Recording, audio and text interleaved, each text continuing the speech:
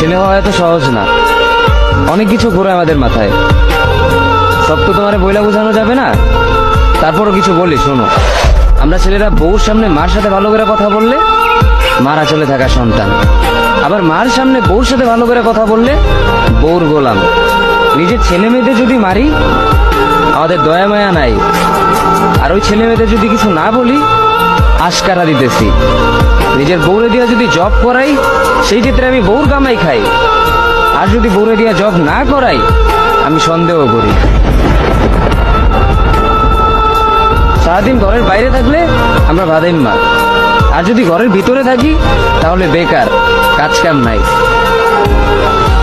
আর এই তোমাদের মেয়েদের গায়ে যদি আমরা ভুলেও টাচ করি না আমরা নির্যাতক, আর যদি তোমরা মেয়েরা আমাদের গায়ে হাত তোলো আমরা কাপুরুষ।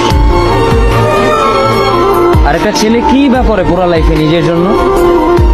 মার ওষুধের থেকে শুরু করে বউ বাচ্চার প্রত্যেকটা শখ পালন করার দায়িত্ব একটা পুরুষের। কিন্তু কি লাভ এত কিছু কইরা? দিন শেষে একটা ভুল করলেই সবাই ভুলা যায় যে কে কি করছে তার জন্য।